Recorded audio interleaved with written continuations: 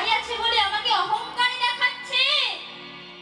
আমি ত্রেতা যুগে লঙ্কেশ্বর রাবণে 1,00,000 পুত্র যার 16,00,000 নাতি, শেষে আমি রাখিনি কারণ বংশে দিতে পাতি। আর ও কিনা 100 পুত্রের আমাকে অহংকারী দেখাচ্ছে। ও জানে না আমি কে। আমি যদি নাদি ধরা আমায় ধরবে কে? আমি যদি নাদি ধরা আমায় ধরে কে? আমি যদি নাদি ধরা আমায় ধরে কে? আমি যদি নাদি ধরা আমায় ধরে কে? আমি যদি নাদি ধরা আমায় ধরে কে?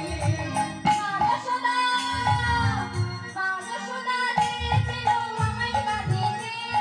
মানসদা দিয়েছিল আমায় বাঁধিতে।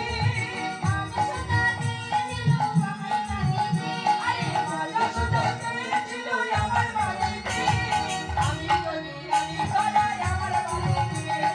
আমি যদি নাদি ধরা আমার বাঁধিতে। আমি যদি নাদি ধরা আমার বাঁধিতে। আমি যদি নাদি ধরা আমার বাঁধিতে। আমি যদি নাদি ধরা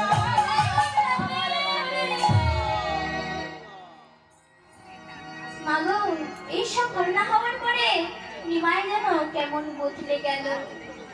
সে ক্ষণে হাসে, ক্ষণে কাঁদে, কখনো আবার হা কৃষ্ণ বলে পাগলের মতো ছুটে যায় আর বলে দেখা দাও, দেখা দাও।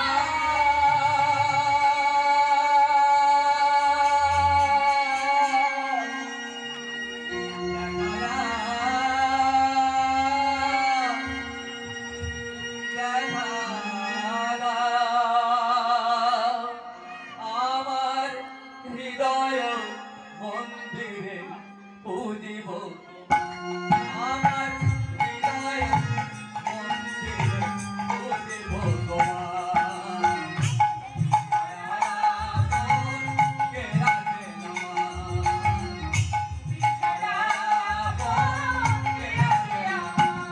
আমার হৃদয়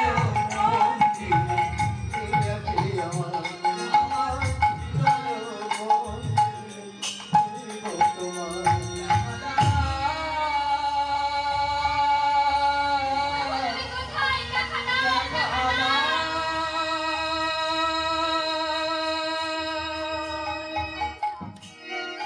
এইসব ঘটনা হওয়ার পরে সতীমাকে আমার ভয় পেয়ে গেল।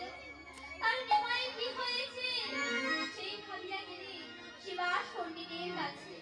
শিবাস পণ্ডিতকে যখন ডেকে নিয়ে এলেন, নিমাইকে দেখছে বদনে ভরিয়া কৃষ্ণ কৃষ্ণ বলছে আর তুলসী প্রদক্ষিণ করছে।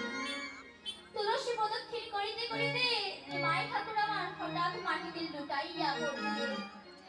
তখন সতীমাতা আমার বলছে, বাবা তোর কি হয়েছে রে?